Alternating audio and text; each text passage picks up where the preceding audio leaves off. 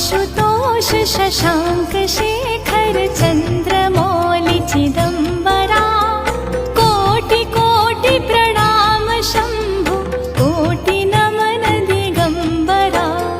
निरङ्कार Swaroop Kaleshwar महायोगीश्वरा